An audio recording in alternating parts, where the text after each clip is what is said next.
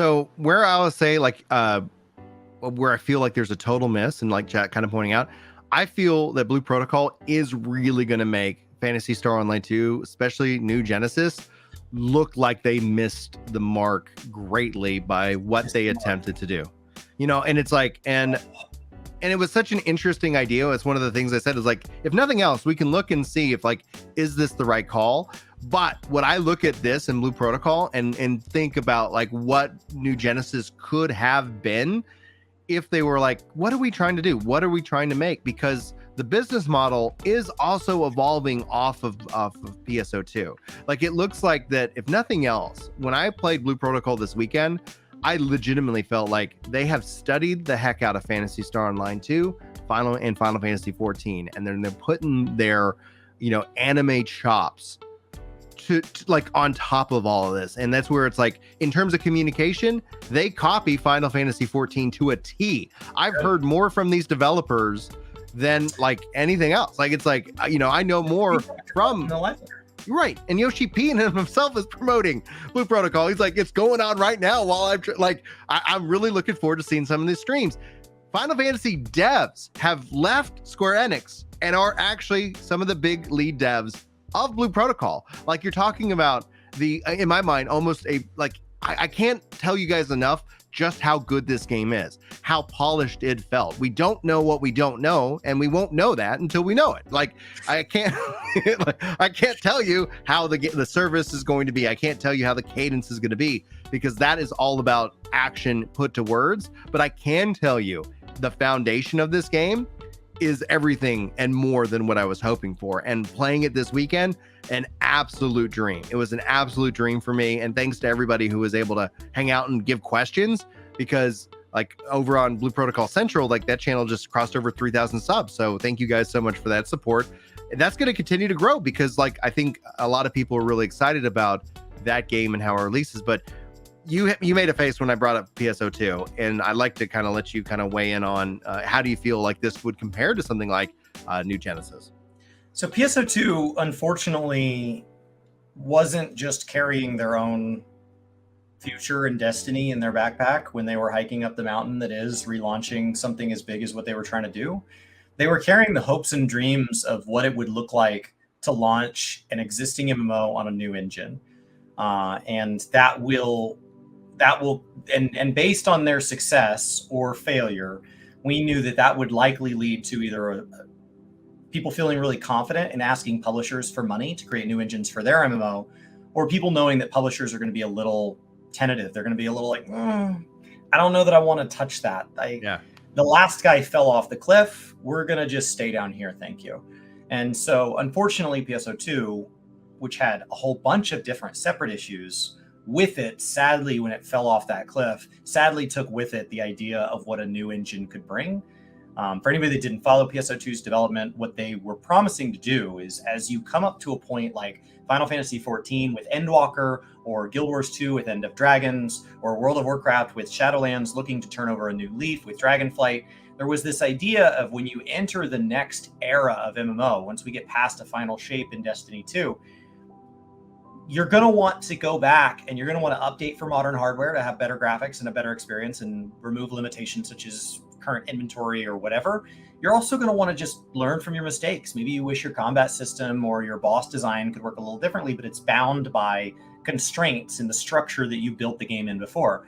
And so without just totally revamping everything, you don't want to have this Destiny 1 to Destiny 2, Guild Wars 1 to Guild Wars 2 moment where you have to delete everything or ask everybody to start fresh. You want to carry it over into WoW 2 or into WoW, WoW Final Fantasy 14-2 or whatever. It would be nice if I could carry my character over through a portal onto this new game engine where the class designs could start fresh, the level experience could start fresh, the story could start fresh, and I could have this whole fresh experience, but that maybe we can carry some of those cosmetics, achievements, titles with us. And in the relationship between WoW Retail and WoW Classic, at any time I could always go back. And so there's this portal in between these games that physically exists, like that I can take my character and it's my one character and I can carry them back and forth instead of having a WoW Retail versus WoW Classic all in the same subscription, or a Final Fantasy 14 versus Final Fantasy 11, which are just totally independent, or Destiny 1 where it feels like it's almost gone versus Destiny 2. that's what PSO2 Genesis, that's what they offered to solve. And so sadly, like with their struggle, they've also taken with it, I don't really see anybody else hopping up to quickly volunteer to be the one to say, I want to carry legacy content with me into the future. So that's why I grimace when I hear PSO2, because I was really hopeful for what that meant for the future of MMOs, that we finally found a way where you don't have to either be bound by your past decisions, but you also don't have to delete your past decisions. And those so far have been the two primary ways of dealing with it. Yeah, I mean, you summed it up perfectly right there. And again, like I keep PSO2 like always up to date on my platform, and I keep like, oh yeah, I want to jump back in. I want to jump back in. But then as I look down, just this year alone, we got Throne of Liberty, we've got Blue Protocol, we've got, like so many, like New World expansion. And so like in terms of it, Diablo 4, like my dance card is packed. And where does that game slot in? And the answer ends up being most likely it's just going to continue to be updated on my hard drive, and I'm going to continue to jump in. And then when Blue Protocol is out, I even see GTX asking this as a serious question, says, do you say the game is polished, but it's great, but what do you think? In your opinion, is it going to have enough challenge to be able to challenge the more popular MMOs? And in this case, like, that's such a hard question to answer, because no matter what, people will compare how other MMOs are now versus how Blue Protocol is at launch. And so it's all going to be about content cadence, especially right out the gate. And if they can have something like, if you think of like the first 6 months of Blue Protocol as saying like there's an update every month, you're gonna forget about other games for a little bit. You're gonna be so excited about the next update, because that hype cycle continues on after the game is launched with more content. And then after like 6 months, they could start to shift into kind of a little bit of a slower cadence, because they've already set up trust that this game is fun, that we're going to keep supporting it. Because no matter what, I've always seen the MMOs launch and the narrative becomes that there just isn't enough content, that they aren't supporting the games, that they aren't communicating. And the only way that can be beat is by action. You can't, like, I can tell you all day what my plan is, but until you trust that that's actually going to be the case, that's going to be, you have to work harder against that. And beyond that, you also have to work against everybody else's bad mistakes and decisions. So everybody's going to look at this and they're going to apply, like they're going to compare Amazon to Google and say, if it doesn't work out, they're just going to shut it down. They're going to make these false equivalencies. And so you have to work like 10 times as hard to really establish that what you are saying you're going to do, you do. And the only way you do that is with action, because no one is going to believe a single word you say. You will have like a diehard 10% that's like all in, but everybody else is just like, well, we'll see it when I see it. What do you think, Chris? I think that, that first patch cycle, whatever that means, is the most important. And so maybe you have your season launch after like a month or two, because you want people to focus on the initial content of the game, and then you want your seasonal content to feel like an update.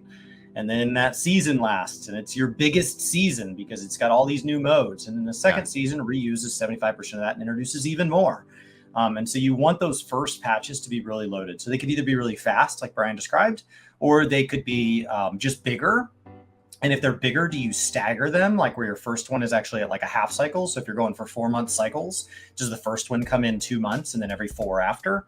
And so like, how do you slam it so that people, when they come back for more, have more? Ideally, in the perfect world, every player is going to consume it at a different rate. But in a perfect world, the very first big content patch is just on the edge of the horizon, right as you hit your fatigue point. Mm-hmm. Not full burnout, not still chewing on it, but you are just getting to the last bite of content that you want to do out of the initial serving, and the waiter shows up and takes that plate away, and you see the dessert tray coming down the aisle. Like, that's the perfect timing. And that's a hard timing to hit, because we're all consuming at different rates. There will be people that hit a new game at 50 hours a week, and there will be people that hit a new game 2 weeks late at 2 hours per week. How do you satisfy both those sets of players? Especially because once a narrative spins up online, sometimes it's really hard to get past that. That narrative might be well-earned. Google giving up on projects is a well-earned narrative. Yeah. But you can see how that would be very frustrating if you were in charge of a project at Google or at another company like Google, like Amazon, that you have to live with the reputation that was earned by a decade plus of dropping projects. And so while it is technically unfair to say that Amazon's going to drop New World if it doesn't make money, or they're going to drop any of these other games they're publishing if they don't make money, it might be unfair, but it's also reality. Like, we have that feeling's well earned, and telling us that we just shouldn't have that feeling anymore that's not going to hold any water.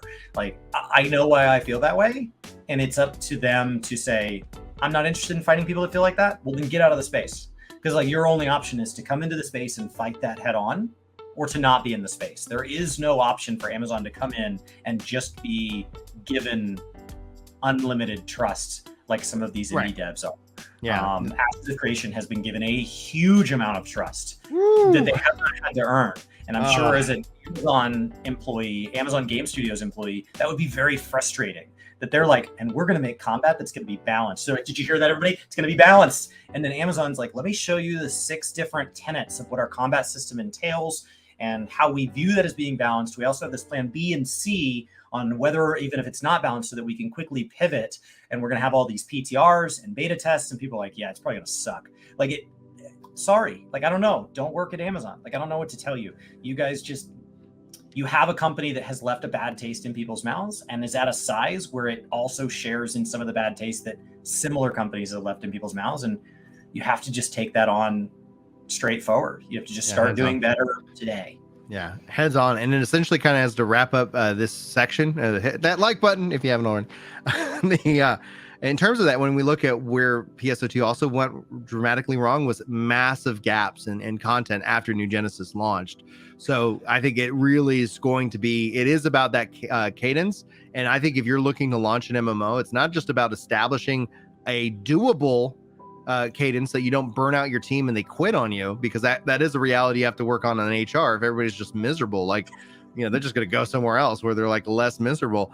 But in terms of it, like, put out content and then look at that first 6 months as like the golden age, in which that if you keep putting out lots of content, gamers will more than happily cheer you on when you say, listen, I know we've been putting out content at an insane speed. We're going to slow that down. We're going to make sure it's better. We're going to make sure that it's bigger, but we're going to have a little bit bigger gaps, and gamers are going to be all on board. But if you have long gaps, it's just going to lead people to question and just think that the game's dying when it really isn't, because gamers making that assumption overall.